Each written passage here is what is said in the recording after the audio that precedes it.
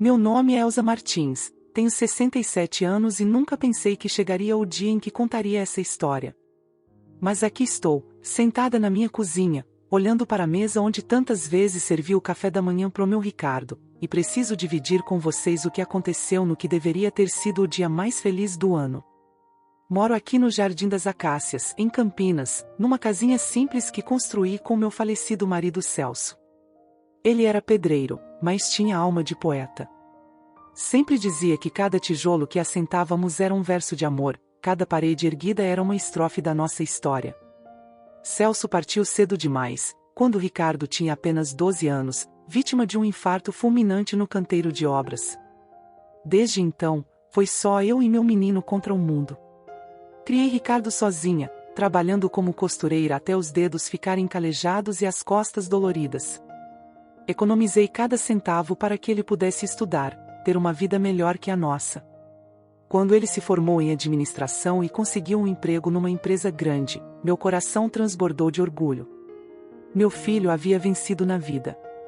2 anos atrás, Ricardo me apresentou Viviane, uma moça bonita, sempre arrumada, que trabalhava como influenciadora digital.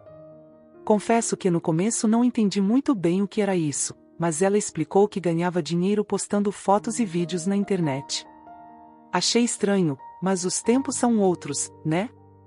O importante era que meu filho estava feliz. Eles se casaram numa cerimônia pequena, aqui mesmo no quintal de casa. Viviane queria algo maior, mais sofisticado, mas Ricardo disse que não tinham dinheiro para isso. Lembro que ela fez uma cara feia quando ele falou sobre as origens humildes da família, sobre como eu havia lutado para criá-lo. Naquele momento, senti um aperto no peito, mas pensei que era só nervosismo de noiva. Depois do casamento, eles vieram morar comigo. A casa não é grande, 2 quartos, uma sala, cozinha e um banheirinho, mas sempre coube todo mundo. Viviane reclamava constantemente que a internet era lenta, que não tinha espaço para gravar seus vídeos, que a decoração era cafona. Cada crítica era uma punhalada no meu coração, mas eu engolia calada. Afinal, ela era a esposa do meu filho. Aos poucos, fui percebendo mudanças. Ricardo, que sempre foi carinhoso comigo, começou a ficar distante. Viviane controlava tudo, o que assistíamos na televisão, que tipo de comida eu podia fazer, até mesmo quando eu podia usar a máquina de lavar. Ela dizia que precisava de silêncio absoluto para trabalhar, então eu caminhava na ponta dos pés pela minha própria casa. As críticas se tornaram mais frequentes e cruéis. Viviane reclamava do meu jeito de falar, das minhas roupas simples, dos meus hábitos. Uma vez, quando preparei um almoço especial para receber a mãe dela, ouvi Viviane sussurrando ao telefone: "É constrangedor, mãe. Ela é muito simples. Não combina com a nossa imagem." Fingi que não escutei, mas aquelas palavras ficaram ecoando na minha cabeça por semanas. Minha vizinha Iracema, uma professora aposentada de 70 anos que sempre foi minha confidente, tentava me alertar. "Elza, essa menina não te respeita. Você não pode deixar que pisem na sua dignidade assim", ela dizia. Mas eu sempre respondia que era questão de tempo, que Viviane ia se acostumar, que o importante era a felicidade do Ricardo. O tempo foi passando e a situação só piorava. Viviane começou a trazer amigas para gravar vídeos em casa, transformando minha sala numa espécie de estúdio improvisado. Elas falavam alto, mexiam nos meus móveis, usavam minha cozinha sem pedir licença. Uma vez, encontrei uma delas fuçando no meu quarto, mexendo nas minhas coisas pessoais. Quando reclamei, Viviane disse que eu estava sendo dramática e que precisava se modernizar. Ricardo não me defendia mais. Quando eu tentava conversar com ele sobre o comportamento da esposa, ele suspirava e dizia que eu estava exagerando, que Viviane estava só tentando se adaptar. Sentia que estava perdendo meu filho para uma mulher que não tinha o menor respeito por mim ou pela nossa história. A gota d'água veio na véspera do meu aniversário de 68 anos. Eu havia planejado um jantar simples, como sempre fazia. Comprei os ingredientes para fazer bolo de milho, a receita da minha mãe que Ricardo sempre adorou, e um frango assado. Não era nada grandioso, mas era feito com amor. Passei o dia todo cozinhando, arrumando a casa, preparando tudo com carinho. Coloquei a toalha de mesa bordada que ganhei de casamento, acendi algumas velas, organizei as poucas flores que tinha no jardim num vasinho simples. Estava ansiosa para comemorar com minha pequena família. Ricardo e Viviane chegaram no final da tarde. Ela estava visivelmente irritada, mexendo no celular sem parar. Nem olhou para a mesa que eu havia preparado com tanto cuidado. Ricardo me deu um beijo rápido no rosto e murmurou um oi, mãe, sem entusiasmo. Preciso falar uma coisa importante, disse Viviane, sem nem tirar os óculos escuros. Decidimos que é melhor a senhora procurar outro lugar para morar. A casa agora é nossa, e precisamos de espaço. A senhora tem até amanhã para arrumar suas coisas. O mundo parou. Senti como se tivesse levado um soco no estômago. Como assim, minha filha? Esta é a minha casa, eu moro aqui há mais de 30 anos, consegui balbuciar. Olha, dona Elsa, ela continuou com um tom frio e calculista, o Ricardo é o único herdeiro, então tecnicamente a casa já é dele. E nós precisamos dela para o nosso trabalho. Vamos transformar em estúdio. A senhora vai ficar melhor num lugar menor, mais adequado para a sua idade. Olhei para Ricardo, esperando que ele dissesse alguma coisa, que me defendesse, que explicasse que aquilo era um mal-entendido. Mas ele apenas olhava para o chão, as mãos nos bolsos, como um menino envergonhado. Ricardo, chamei com a voz tremula. Você concorda com isso? Ele levantou os olhos por um segundo, e vi neles uma mistura de culpa e resignação. Mãe, talvez seja melhor mesmo. Vocês duas não se dão bem, e assim todo mundo fica mais tranquilo. Senti meu coração se despedaçar. Meu próprio filho, que eu criei com tanto sacrifício, estava me expulsando da minha casa no dia do meu aniversário. As lágrimas começaram a escorrer pelo meu rosto, mas Viviane continuou impassível. Não precisa fazer drama, ela disse, guardando o celular na bolsa. É só uma mudança. A vida é assim mesmo, né? Tudo tem seu tempo. Eles foram embora sem nem provar o bolo que eu havia feito. Fiquei sozinha na cozinha, olhando para a mesa posta, para as velas que nem chegaram a ser acesas, para o parabéns que nunca foi cantado. Pela primeira vez em anos, chorei de verdade. Chorei pela ingratidão, pela solidão, pela sensação de que havia falhado como mãe. Naquela noite, não consegui dormir. Fiquei andando pela casa, olhando cada canto, cada móvel, cada foto na parede. Era como se estivesse me despedindo de uma vida inteira. Lembrei de quando Celso e eu pintamos essas paredes, de quando Ricardo deu os primeiros passos nesta sala, de todas as manhãs de domingo que passamos juntos assistindo televisão no sofá velho da sala. No dia seguinte, bem cedo, bati na porta da Iracema. Ela me recebeu de braços abertos, como sempre fazia. Quando contei o que havia acontecido, vi a indignação estampar no rosto dela. Elsa, isso é um absurdo. Eles não podem te expulsar da sua própria casa assim, ela exclamou. Você tem direitos. Essa casa é sua. Mas o Ricardo é meu único herdeiro, respondi, enxugando as lágrimas. Se ele quer que eu saia. Não importa se ele é herdeiro. Enquanto você estiver viva, a casa é sua. E outra coisa, você tem certeza de que o Celso deixou tudo para o Ricardo?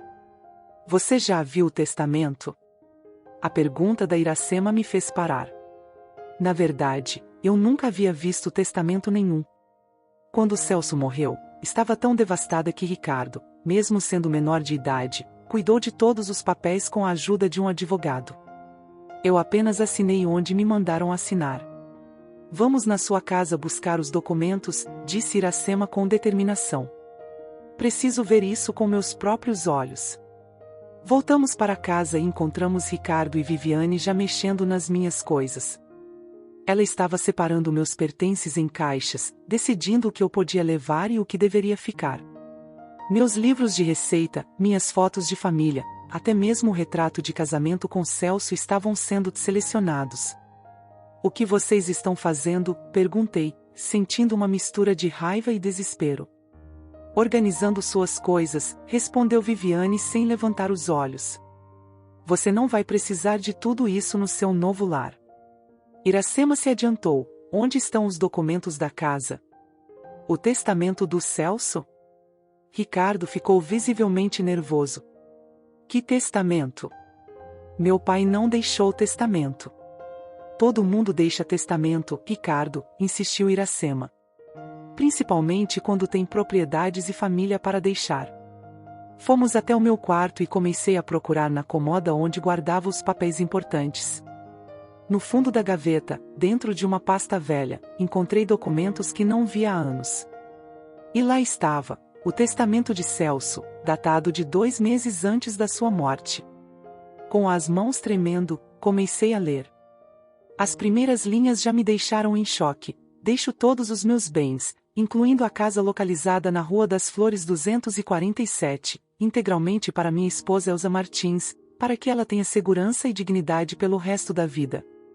Continuei lendo e encontrei uma cláusula que me fez o coração disparar. Fica expressamente proibida a venda, cessão ou transferência da propriedade para terceiros enquanto minha esposa estiver viva. Esta casa é o lar dela, e ninguém tem o direito de tirá-la dali. Iracema leu por cima do meu ombro e exclamou: eu sabia. Elza, a casa é sua. Eles não podem te expulsar. Junto com o testamento, havia uma carta manuscrita de Celso. Com lágrimas nos olhos, comecei a ler. Minha querida Elza, se você está lendo isso, é porque já não estou mais ao seu lado. Quero que saiba que você foi o amor da minha vida, minha companheira, minha fortaleza. Construímos essa casa juntos, tijolo por tijolo, sonho por sonho. Ela é sua, e sempre será. Não permita que ninguém, nem mesmo nosso filho, tire de você o que é seu por direito. Você merece respeito, amor e dignidade. Nunca se esqueça disso. Seu eterno amor, Celso. Chorei como não chorava há anos. Era como se Celso estivesse ali, me protegendo mais uma vez, me dando forças para lutar pelos meus direitos.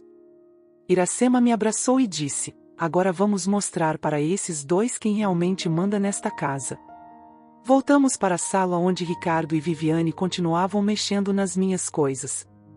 Com o testamento nas mãos e uma coragem que não sabia que ainda tinha, me posicionei na frente deles.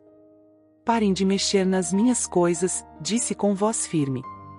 Esta casa é minha, e vocês é que vão ter que sair. Viviane deu uma risada sarcástica. A senhora está delirando? A casa é do Ricardo. Não, não é, respondi, mostrando o testamento. Seu pai deixou tudo para mim, Ricardo. A casa é minha enquanto eu estiver viva. O rosto do meu filho empalideceu. Ele pegou o documento e leu rapidamente, os olhos arregalados de surpresa. Viviane arrancou o papel das mãos dele e leu também, a expressão mudando de deboche para desespero. Isso não pode estar certo, ela gritou. Deve ser falsificação. Não é falsificação coisa nenhuma, disse Iracema. E vocês sabem muito bem disso.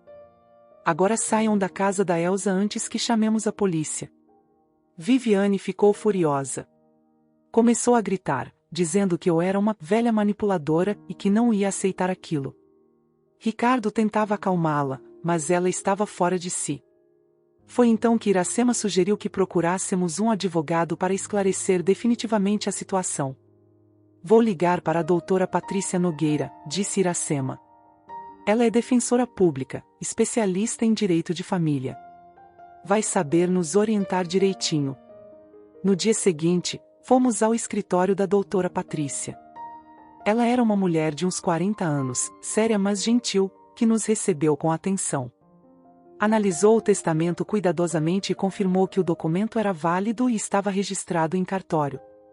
Dona Elza, a senhora tem pleno direito sobre a propriedade, ela explicou.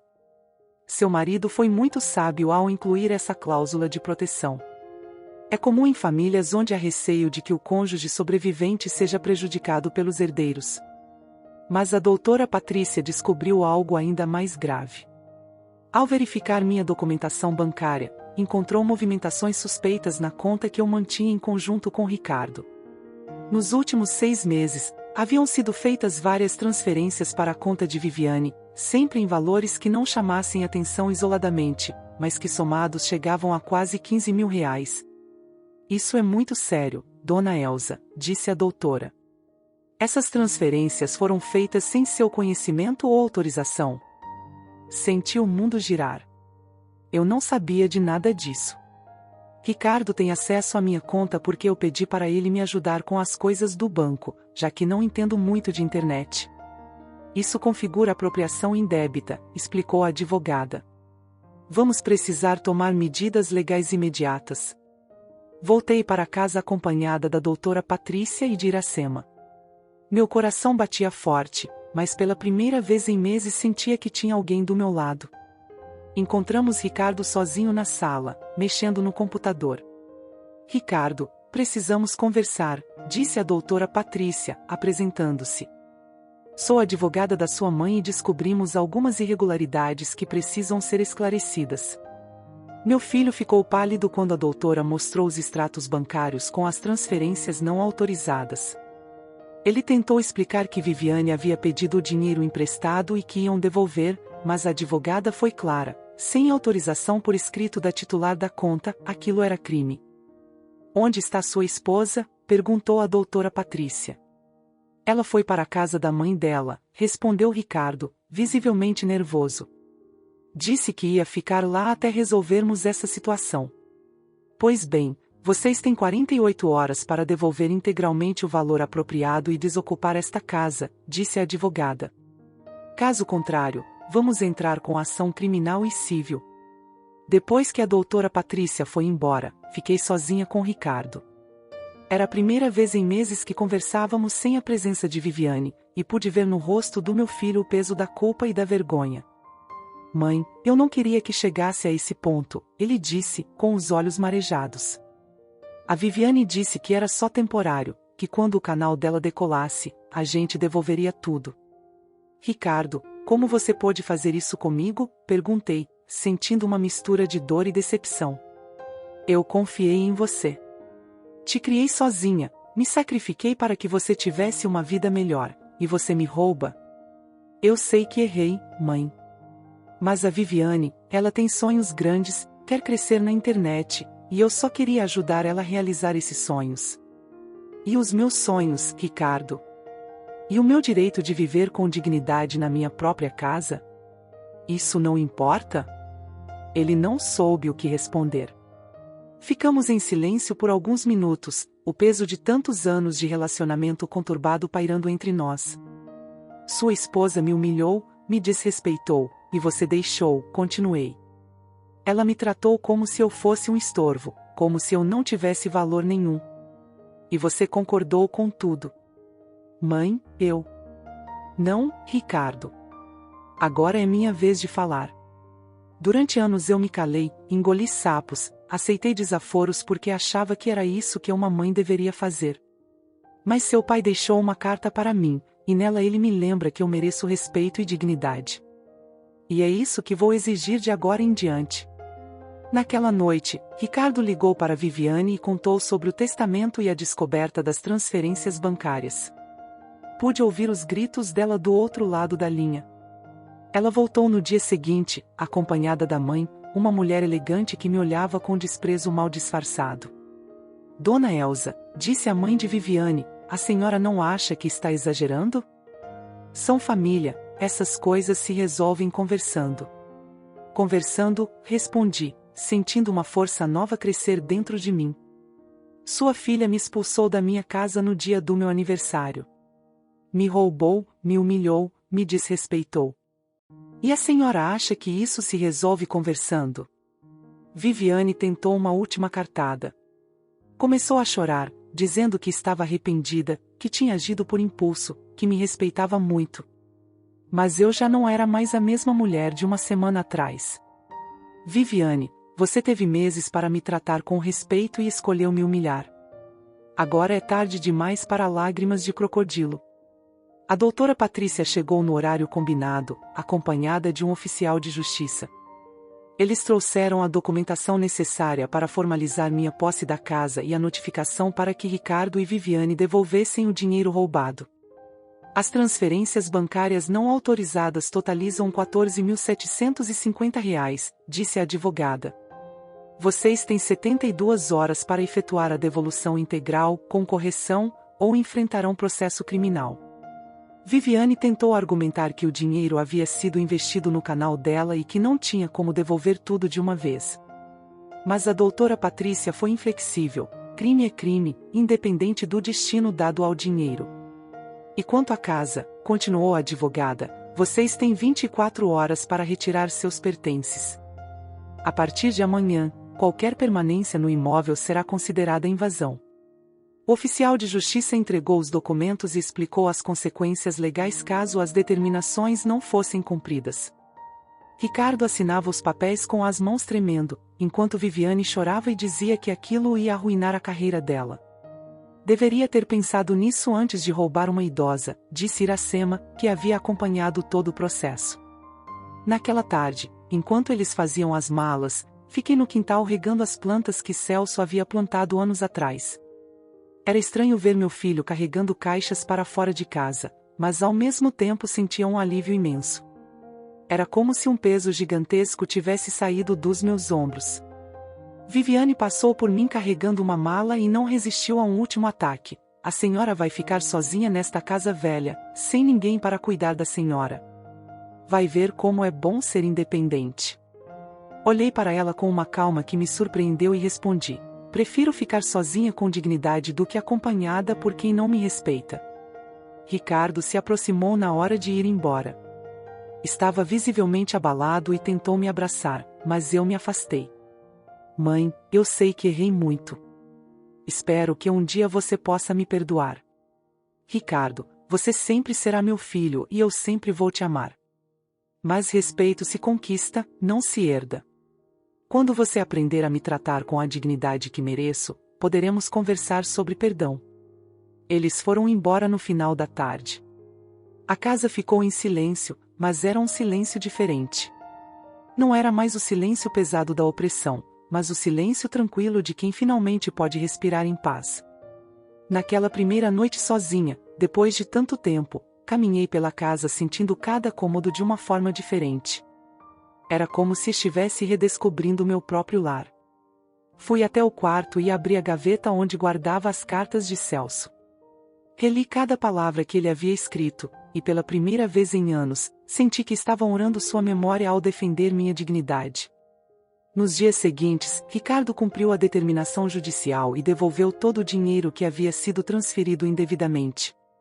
A doutora Patrícia me ajudou a abrir uma nova conta bancária, desta vez só em meu nome, e a cancelar todos os acessos que eu havia dado ao meu filho.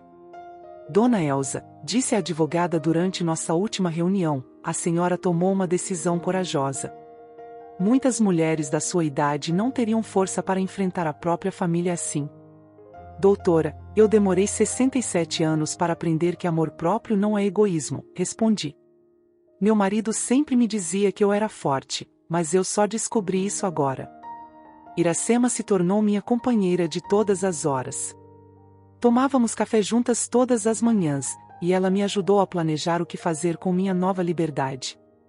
Foi ela quem sugeriu a ideia que mudaria não só minha vida, mas a de muitas outras mulheres. Elsa, você sempre foi uma costureira talentosa. Por que não transforma parte da casa num ateliê? Conheço várias senhoras aqui no bairro que adorariam aprender a costurar ou voltar a costurar. A ideia me empolgou imediatamente. Sempre amei costurar, e durante os anos em que me dediquei exclusivamente a cuidar da família, havia perdido contato com essa paixão. Decidi transformar o quarto que era de Ricardo e Viviane num pequeno ateliê comunitário.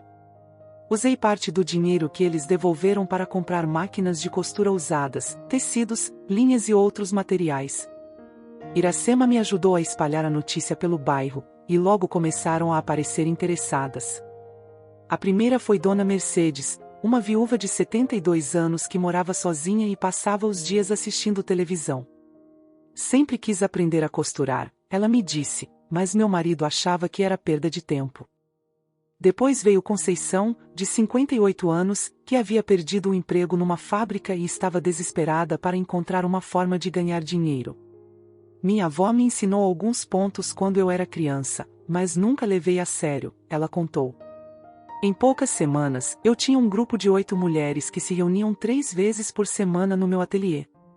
Ensinava desde o básico, como enfiar linha na agulha e fazer pontos simples, até técnicas mais avançadas de modelagem e acabamento.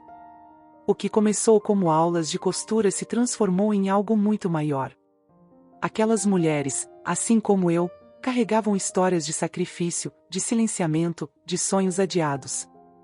Durante as tardes de costura, compartilhávamos nossas experiências, nossos medos, nossas esperanças. Conceição foi a primeira a conseguir vender uma peça, um vestido infantil que fez para a neta de uma vizinha.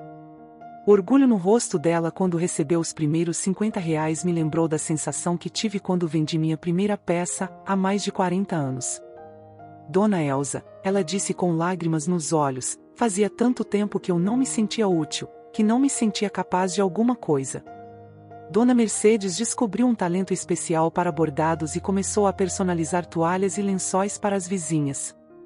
Aos 72 anos, descobri que tenho um dom, ela ria, mostrando seus trabalhos delicados. O ateliê se tornou mais que um lugar de trabalho, era um espaço de cura, de redescoberta, de empoderamento. Víamos mulheres que chegavam cabisbaixas, se sentindo inúteis e esquecidas, e saíam de cabeça erguida, com propósito renovado. 3 meses depois da expulsão de Ricardo e Viviane, recebi uma ligação inesperada. Era meu filho. Mãe, posso conversar com a senhora? Ele perguntou, a voz carregada de emoção. Pode falar, Ricardo. Eu e a Viviane nos separamos. Ela não era a pessoa que eu pensava que fosse. Descobri que ela estava me manipulando, me afastando da senhora de propósito. Fiquei em silêncio, processando a informação. Mãe, eu sei que errei muito. Sei que a magoei profundamente. Mas queria que soubesse que estou fazendo terapia, tentando entender como deixei as coisas chegarem a esse ponto. Ricardo, fico feliz em saber que você está se cuidando, respondi. Mas você precisa entender que nossa relação não pode mais ser como era antes. Eu sei, mãe. Não estou pedindo para voltar para casa ou para que me perdoe imediatamente. Só queria que soubesse que reconheço meus erros e que estou trabalhando para ser uma pessoa melhor. Conversamos por quase 1 hora. Pela primeira vez em anos, senti que estava falando com o Ricardo que eu havia criado, não com o homem manipulado que ele havia se tornado. Mas também sabia que palavras eram apenas palavras, mudanças reais levariam tempo para se consolidar. Algumas semanas depois, Ricardo apareceu na minha porta. Estava diferente, mais magro, com olheiras, mas com um olhar mais limpo, mais honesto. Mãe, posso entrar? Trouxe uma coisa para a senhora. Ele carregava uma caixa pequena. Dentro estava uma foto nossa de quando ele era criança, emoldurada numa moldura nova, e uma carta manuscrita. Li a carta que meu pai deixou para a senhora, ele disse. E escrevi uma para a senhora também. Com as mãos tremendo, abri a carta. Mãe, não tenho palavras para expressar o quanto sinto vergonha do que fiz. A senhora me criou sozinha, me deu amor, educação, valores, e eu retribuí com ingratidão e desrespeito. Permiti que minha esposa a humilhasse na sua própria casa, roubei seu dinheiro, tentei tirar de você o lar que construiu com tanto sacrifício. Não há desculpa para o que fiz. Mas quero que saiba que estou mudando. Estou aprendendo a ser o homem que a senhora merece ter como filho. Não sei se um dia conseguirei seu perdão, mas vou passar o resto da vida tentando merecer. Com amor e arrependimento, seu filho Ricardo. Chorei lendo aquela carta. Não eram lágrimas de tristeza, mas de alívio. Meu filho estava voltando para mim, não um menino mimado que eu havia criado, mas um homem maduro que finalmente entendia o valor do respeito e da gratidão. Ricardo, aprecio suas palavras e sua honestidade, disse depois de me recompor. Mas você precisa entender que confiança se reconstrói com ações, não com palavras. Eu sei, mãe. e estou disposto a fazer o que for preciso. Estabelecemos alguns limites claros. Ricardo poderia me visitar, mas sempre com aviso prévio. Poderia participar de almoços de domingo, mas respeitando minha nova rotina e meus compromissos com o ateliê. E, principalmente, teria que provar com atitudes que realmente havia mudado. O ateliê continuou crescendo. Já éramos 12 mulheres, e algumas haviam começado a vender suas peças numa feirinha de artesanato que acontecia aos sábados na praça central do bairro. Conceição conseguiu um ponto fixo numa loja de roupas infantis. Dona Mercedes abriu uma pequena oficina de bordados em casa. Eu mesma voltei a vender minhas peças.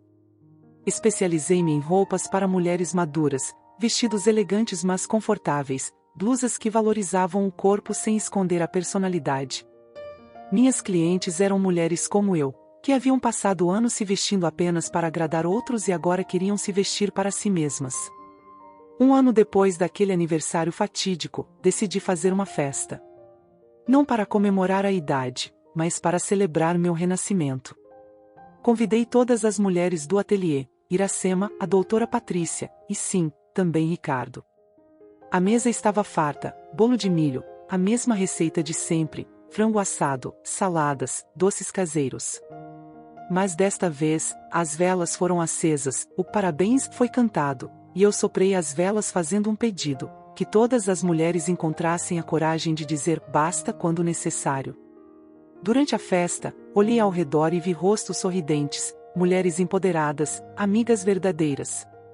Ricardo estava num canto, conversando respeitosamente com Iracema, e pude ver nele o homem que eu sempre sonhei que ele se tornasse.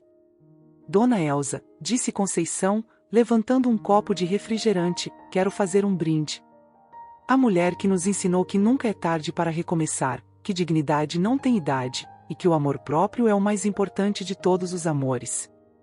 Todas brindaram, e eu senti meu coração transbordar de gratidão. Não pela vida que eu havia perdido, mas pela vida que havia encontrado. Naquela noite, depois que todos foram embora, sentei-me na varanda com uma xícara de chá e olhei para as estrelas.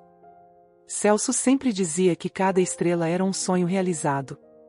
Naquele momento, senti que finalmente havia realizado o sonho mais importante, o de viver com dignidade, cercada de pessoas que me respeitavam e me valorizavam. Aos 68 anos, descobri que a vida pode começar de novo quantas vezes for necessário. Que não importa a idade que temos, sempre podemos escolher o respeito em vez da submissão, a dignidade em vez da humilhação, o amor próprio em vez do sacrifício desnecessário. Hoje, quando acordo todas as manhãs nesta casa que é verdadeiramente minha, agradeço a Celso por ter me protegido mesmo depois de partir, agradeço a Iracema por ter me dado coragem, agradeço à doutora Patrícia por ter lutado pelos meus direitos, e agradeço a mim mesma por ter encontrado forças para dizer basta. O ateliê continua funcionando, as mulheres continuam descobrindo seus talentos e sua força, e eu continuo aprendendo que nunca é tarde para ser quem realmente somos. Ricardo visita regularmente, e nossa relação, embora diferente, está se reconstruindo sobre bases mais sólidas de respeito mútuo. Às vezes ainda penso em Viviane e me pergunto se ela aprendeu alguma coisa com tudo o que aconteceu. Espero que sim, porque a vida tem uma forma de nos ensinar as lições que precisamos aprender, mesmo quando tentamos fugir delas. Minha história não é única. Sei que existem milhares de mulheres por aí passando pelo que eu passei, sendo desrespeitadas, manipuladas, tendo sua dignidade pisoteada por pessoas que deveriam amá-las e protegê-las. Para essas mulheres, quero dizer, vocês merecem respeito, vocês merecem amor, vocês merecem dignidade. E nunca, nunca é tarde demais para recomeçar.